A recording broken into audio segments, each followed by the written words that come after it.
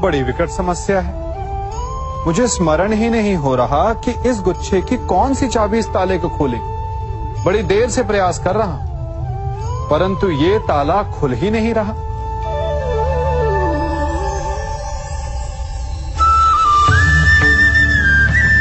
ऐसी परिस्थिति में आप क्या करेंगे?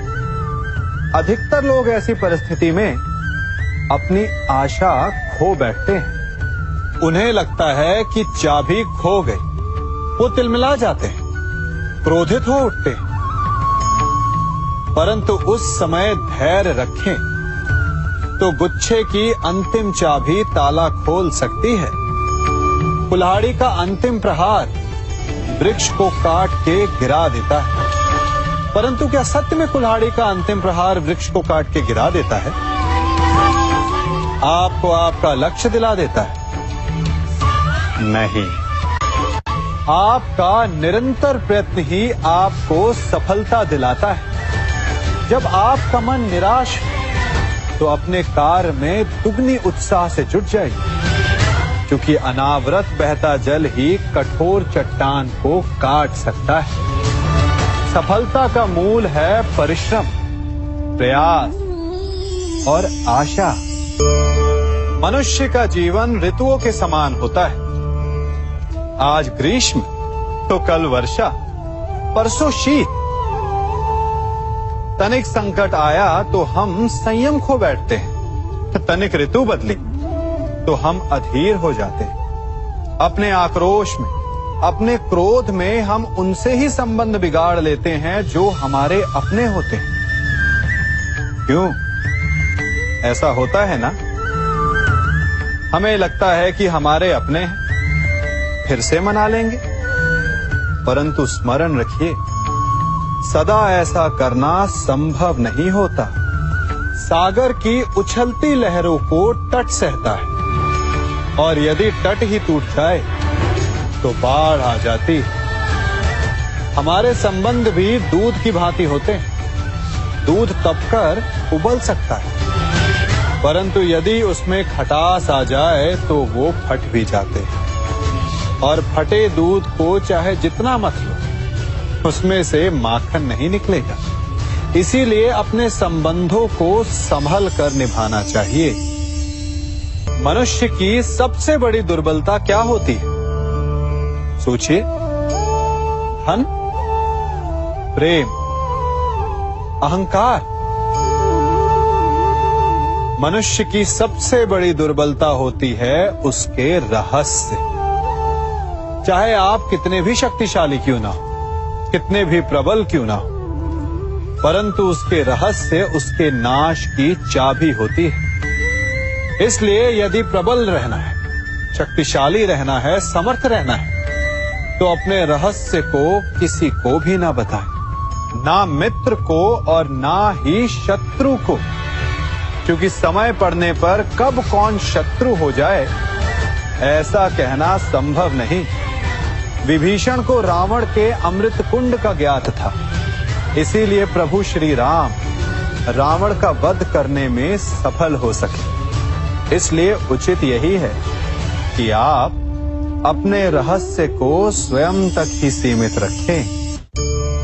मनुष्य का मन बड़ा विचित्र होता है, कल्पना में ही विकास करता है, संपन्न भविष्य का स्वप्न देखता है और कल्पना में ही जो नहीं हुआ उससे भय खाता है। और यही भय मनुष्य का सबसे बड़ा शत्रु है। हमारे भविष्य के मार्ग में, हमारे आनंद के मार्ग में सबसे बड़ी बाधा है। अब आप लोग मुझसे पूछेंगे कि इसका तोड़ क्या है, भय से मुक्ति कैसे पाई जाए? तो ये प्रश्न आप स्वयं से पूछिए। तनिक सोचिए, जब आप एक सुंदर भविष्य की कामना करते हैं तो उसे पाने के लिए आप परिश्रम करते हैं ना? ठीक उसी प्रकार भय से मुक्ति पाने के लिए आप उससे लड़ जाएं और उसका निवारण आपको स्वतः ही मिल जाएगा। इसलिए जब भी भय आपको सताए तो उससे भागे नहीं, उससे घबराए नहीं, क्योंकि भय का काम ही होता है आपको भयभीत करना। इसलिए जब भी भय आप पर आक्रमण करे तो आप भी उस पर पहले ही आक्रमण कर दें। हम सब मित्रों के साथ रहना चाहते हैं, शत्रुओं से दूर रहना चाहते हैं। क्यों? क्योंकि हमें जीवन में आनंद पाना है, जीवन में आगे बढ़ना है, स्वयं को संपन्न देखना है। और यदि किसी से भी आप पूछेंगे कि जीवन में सफलता पाने के लिए सबसे अधिक आवश्यकता किसकी होती है, तो हर एक आपको लगभग एक ही उत्तर देगा। सफलता प्राप्त करने के लिए आपको सच्चे मित्रों की आवश्यकता होती है। परंतु यदि आपको और अधिक सफल होना है तो आपको केवल मित्रों की नहीं, शत्रु की अधिक आवश्यकता है। अब आप कहेंगे, ये मैंने कैसी बात कर दी? तनिक स्वयं सोचिए। जब भी संकट आता है तो मित्र क्या करते हैं?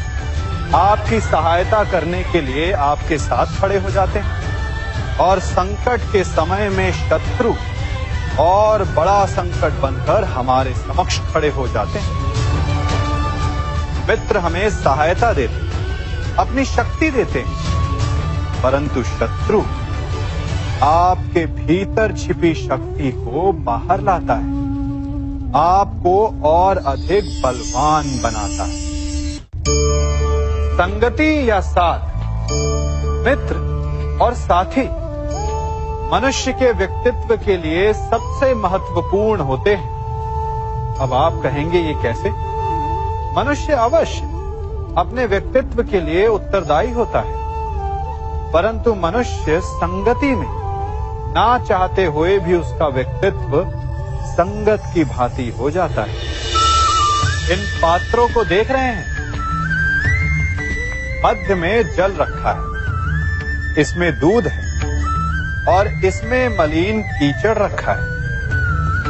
यदि मैं इस जल को इस दूध में मिलाता हूं तो ये जल दूध बन जाता है, और यदि इसी जल को इस मलिन कीचड़ में मिलाता हूं तो क्या हुआ? ये जल कीचड़ बन गया। ऐसी कोई युक्ति नहीं कि जल बिना घुले मिले दूध या कीचड़ में अपना अस्तित्व बनाए रखे या उनसे अलग रहे। और ठीक ऐसा ही मनुष्य के जीवन में भी होता है। यदि एक गुणहीन व्यक्ति गुणवानों की संगत में बैठे तो उसे भी गुणवान समझा जाता है, सम्मान का पात्र समझा जाता है।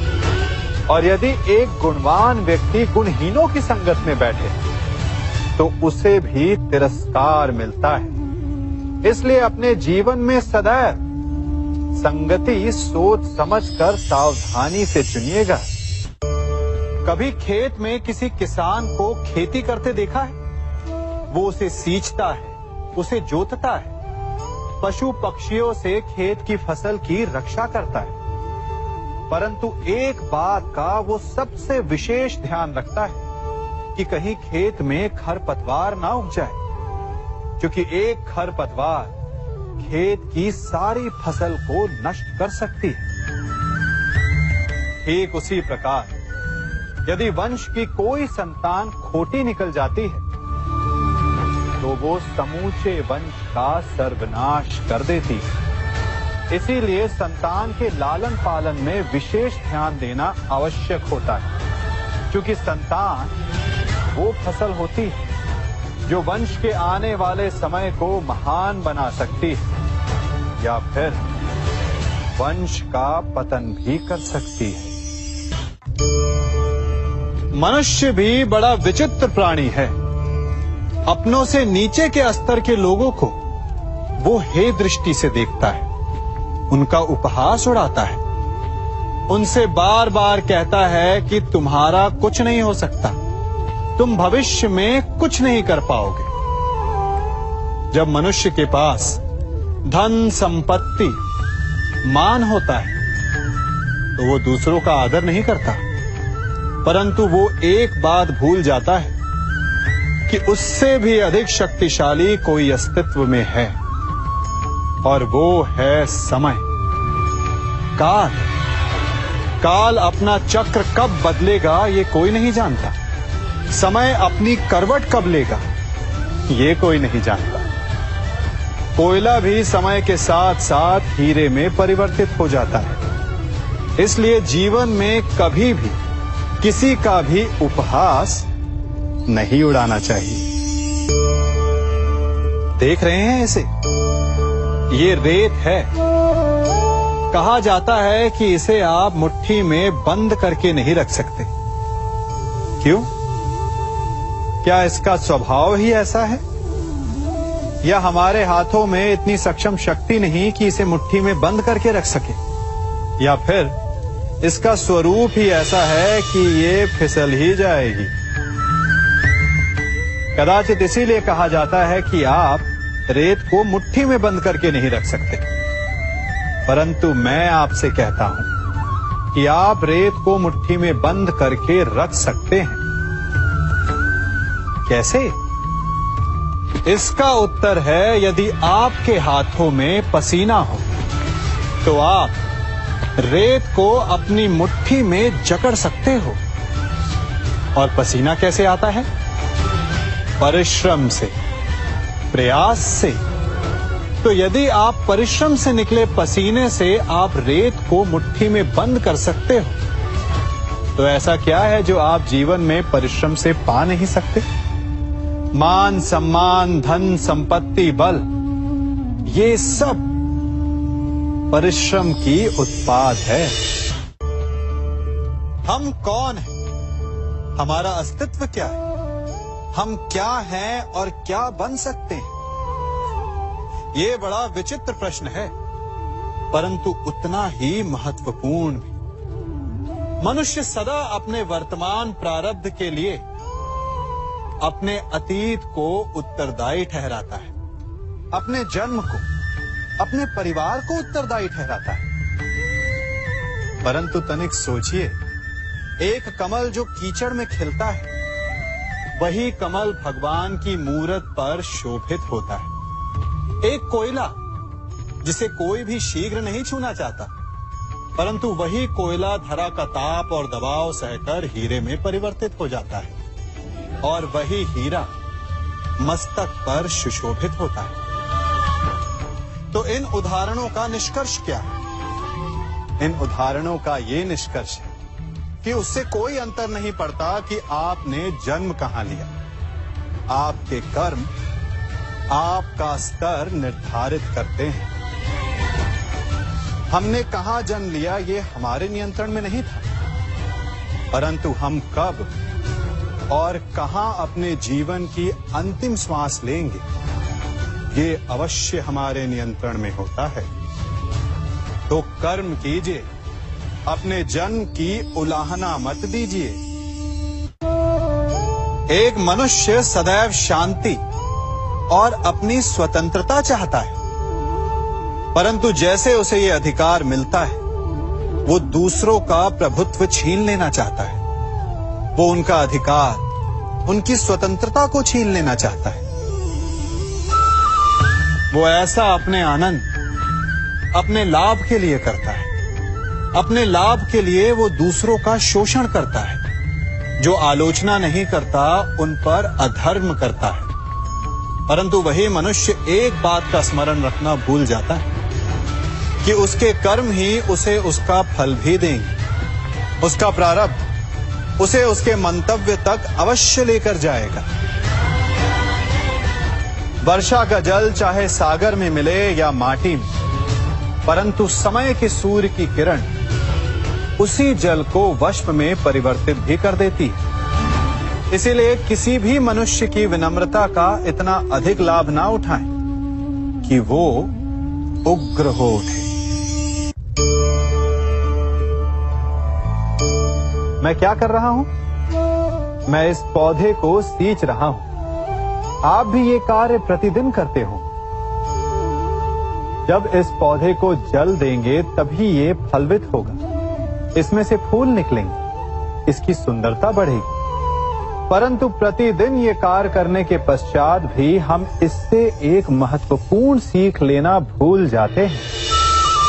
हम कभी पौधों के पत्तों पर, उनकी डालियों पर, उनके फूलों और फलों पर जलधारा नहीं डालते, उन्हें धोते नहीं, परंतु फिर भी वो पनपते हैं। यदि जल जड़ में जाए, वही सफलता का मूल है। यदि आप एक बार में अनेक कार्य करने जाएंगे, तो आपको एक कार्य में भी सफलता नहीं मिलेगी। परंतु यदि आप बुद्धिमता से, दृढ़ मन से एक कार्य साधेंगे, तो एकाएक स्वतः ही सारे कार्य सध जाएंगे। जो आपका मूल है, जहां से आपको सिंचाई मिल रही है, यदि आपने उसकी जड़ को छोड़ दिया, तो एक सूखे पौधे की भांति आप भी सूख कर गिर जाएंगे और अंततः अपना अस्तित्व खो बैठे। हमने एक बात अपने माता पिता, अपने बड़ों से, अपने बुजुर्गों से सुनी ही होगी कि संगति का प्रभाव मनुष्य पर पड़ता ही है। यदि वर्षा की एक बूंद सीप के मुख में जाए तो वो मोती बन जाती है, और यदि वही वर्षा की एक बूंद सर्प के मुख में जाए तो विष। तो क्या यही सत्य है? नहीं। आपने कभी चंदन के वृक्ष को देखा है? उस पर सर्प विचरण करते हैं, विषधर उससे लिपटे रहते हैं, परंतु फिर भी चंदन का वृक्ष विषैला नहीं होता। वो तब भी सुगंध देता है और पवित्र माना जाता है। तो इसका रहस्य क्या है कि वर्षा की बूंद पर संगति का प्रभाव पड़ता है और चंदन के वृक्ष पर नहीं? इसका रहस्य है आत्मबल। वर्षा की बूंद वातावरण के अनुसार स्वयं को बदल लेती है, इसीलिए उसकी संगति ही उसका प्रारब्ध बन जाती है। परंतु चंदन का वृक्ष अपना व्यक्तित्व, अपना गुण नहीं खोता। इसीलिए यदि आप में आत्मबल हो, आपका मन दृढ़ हो, तो बुरी से बुरी कुसंगति भी आपका कुछ नहीं बिगाड़ सकती। सिंह को जंगल का राजा कहते हैं। सभी पशु पक्षी उसका बल मानते हैं, उससे भयभीत रहते हैं। परंतु सिंह को भी अपने भोजन के लिए आखेट करना पड़ता है, घात लगानी पड़ती है, बड़ी दूर तक उसे अपने शिकार का पीछा करना पड़ता है, और तब जाकर उसे भोजन मिलता है। और कई बार उसके ये कठिन प्रयास भी असफल होते हैं। यदि सिंह ये सोचकर बैठ जाए कि मैं तो वन का राजा हूं, मेरा भोजन स्वयं मेरे मुख में आकर गिर जाए, तो वो भूखे मर जाएगा। क्या समझे? राजा हो या रंक, उद्यम सभी को करना पड़ता है, क्योंकि मेहनत, परिश्रम यही तो सफलता की कुंजी है। यदि जल पाना है तो कुआं खोदने में पसीना बहाना ही होगा। यदि सफलता पानी तो रात दिन परिश्रम करना होगा। बिना परिश्रम के तो देवों को भी अमृत नहीं मिलता। इसलिए परिश्रम कीजिए, आज नहीं तो कल सफलता अवश्य मिलेगी।